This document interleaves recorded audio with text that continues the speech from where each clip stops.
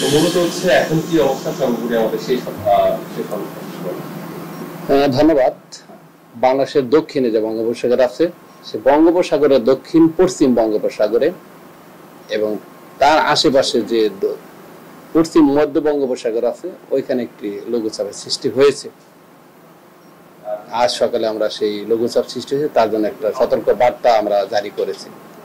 সেই লঘুচাপটি আরো শক্তিশালী হতে পারে এবং উত্তর পূর্ব দিকে কিছুটা অগ্রসর হতে পারে। সে অগ্রসর হয়তো নিম্নচাপে পরিণত হতে পারে আগামীকাল অথবা আগামী পরশুর মধ্যে সে নিম্নচাপে রূপ নেওয়ার সম্ভাবনা আছে। আর এর জন্য আমরা একটি সতর্কতা জারি করেছি, যেহেতু উত্তর বঙ্গোপসাগরে এখনো ভালো আছে, সেজন্য উত্তর বঙ্গোপসাগরে অবস্থানরত যে মাছ ধরার নৌকা ট্রলার আছে তাদেরকে কিন্তু আমরা এখনো কোনো সংকেত জারি করি নাই। নিম্নচাপে পরিণত হলে তারপরে আমরা তাদেরকে সংকেত দিব, কি করতে হবে আমরা জানাবো। এখন উত্তর বঙ্গোপসাগর ভালো থাকার ফলে আমরা তাদেরকে কোনো সতর্কতার সংকেত জারি করি না। আর বাংলাদেশের উপর এখন সকাল থেকে অর্থাৎ ধরাতের পর থেকে ভোর থেকে রাজশাহী রংপুর অঞ্চলের উপরে কোথাও কোথাও ভারী বৃষ্টিপাত হচ্ছে, সেই সাথে ঢাকা, টাঙ্গাইল, ময়মনসিংহ এবং খুলনা বিভাগের উপরে কোথাও কোথাও বৃষ্টিপাত হচ্ছে। ফলে আজ যে দিনের তাপমাত্রা, সেই তাপমাত্রা কিছুটা আজকে কম থাকবে। তবে আগামীকাল থেকে পরবর্তী 2 দিনের জন্য মোটামুটি দেশে বৃষ্টিপাতের প্রবণতা আর কিছুটা কমে যাওয়ার সম্ভাবনা আছে। ফলে তাপমাত্রা কিছুটা বেড়ে যাবে। কারণ হয়েছে দক্ষিণ পশ্চিম যে বঙ্গোপসাগরে একটি লঘুচাপ সৃষ্টি হলে সেই লঘুচাপ যখন উত্তর দিকে অথবা উত্তর পূর্ব দিকে যখন একটু অগ্রসর হয়ে আরো কাছে আসবে, তখন প্রবণতা কমতে থাকে। বাষ্পের যে যোগান থাকে, সেই যোগানগুলো আস্তে আস্তে কমে যায়, বিদায় বৃষ্টিপাতের প্রবণতা কমে যায়।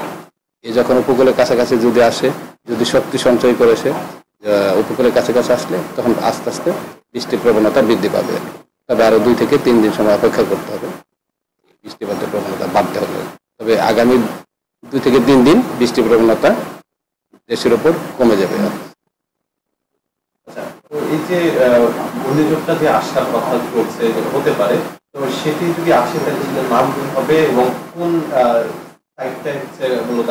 স্বাস্থ্য এবং স্বাদের মধ্যে চমৎকার একটা ব্যালেন্স করে পীর প্রিমিয়াম আয়োডাইজড লবণ।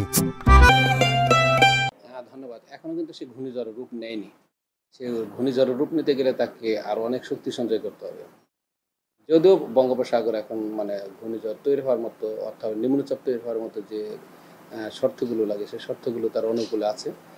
ঘূর্ণিঝড় তৈরি হতে কিন্তু তার লঘুচাপ থেকে সুস্পষ্ট লঘুচাপ, নিম্নচাপ, গভীর নিম্নচাপ, তার পরবর্তী স্টেজে এসে থেকে ঘূর্ণিঝড়ের রূপ নিতে হবে।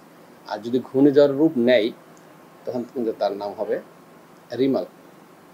রিমাল নামে সে ঘূর্ণিঝড়ের রূপ নেওয়ার পরে নাম হবে রিমাল। এবং সে যে অবস্থানে আছে বঙ্গোপসাগরে, এই অবস্থান থেকে এই মাসে এই সময় যে ঘূর্ণিঝড়গুলো তৈরি হন, যদি তৈরি হন, তার কিন্তু তার ল্যান্ডফলের অর্থাৎ কোন জায়গা দিয়ে সে অতিক্রম করবে, দেখা যাচ্ছে বাংলাদেশের এর পূর্বের যে ঘূর্ণিঝড়গুলো ল্যান্ডফল করেছে, বাংলাদেশের উপকূলগুলির অনেকটা পেয়েছে।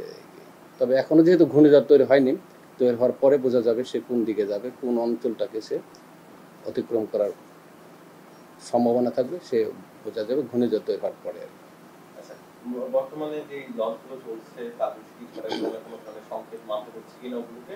আরেকটা প্রশ্ন হচ্ছে, এই যে ঘূর্ণিঝড়টা কতটুকু সম্ভাবনা আছে হওয়ার?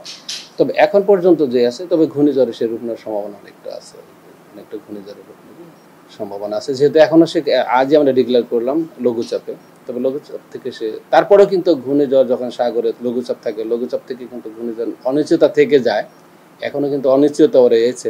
তবে এখন পর্যন্ত আমাদের যে অ্যানালাইসিস তাতে অনুযায়ী সে ঘূর্ণিঝড় রূপ নেওয়ার সম্ভাবনা আছে। সম্ভাবনা যেমন আছে, কিন্তু অনিশ্চয়তা কিন্তু থেকে যায়। তবে নিম্নচাপ পর্যন্ত মানে মোটামুটি সে নিশ্চিত যে সে নিম্নচাপ পর্যন্ত সে রূপ নিবে। এর পরবর্তীতে সে ঘূর্ণিঝড়ে কতটুকু নেবে, কিন্তু নিম্নচাপ হওয়ার পরে বোঝা যাবে যে কতটুকু সম্ভাবনা আছে। ধন্যবাদ। এখন কিন্তু বাংলাদেশের উপর যে বৃষ্টিপাত হচ্ছে, সে বৃষ্টিপাত কিন্তু সাগরে যে লঘুচাপ সৃষ্টি হয়েছে সে লঘুচাপের প্রভাবে না। এখন কিন্তু বাংলাদেশের উপর যে বৃষ্টিপাত হচ্ছে সকাল থেকে, বিশেষ করে রাজশাহী, রংপুর, ঢাকা বিভাগ, এর কিছু কিছু অংশে খুলনা বিভাগে এসব বৃষ্টিপাতগুলো কিন্তু হচ্ছে কালবৈশাখী ঝড়ের জন্য। এই সময় যে সিজনাল যে বৃষ্টিপাতগুলো হয়, ঝড় হয়, দমকা হয়, বজ্রপাত হয়, তার প্রভাবেই হচ্ছে। তবে এগুলো আজ মোটামুটি থেমে থেমে বিচ্ছিন্নভাবে অস্থায়ীভাবে হবে, সারা দিনব্যাপী কিন্তু হবে না। তবে আকাশ মেঘলা থাকবে, দিনের যে তাপমাত্রা সেই তাপমাত্রা কিছুটা কমে যেতে পারে। তবে আগামীকাল থেকে 2 দিন মোটামুটি বৃষ্টিপাতের প্রবণতা কিছুটা কমে যাবে। তবে বিচ্ছিন্নভাবে কোথাও কোথাও বজ্র ঝড় সহ দমকা হাওয়া বয়ে যেতে পারে এবং বৃষ্টিপাত হতে পারে।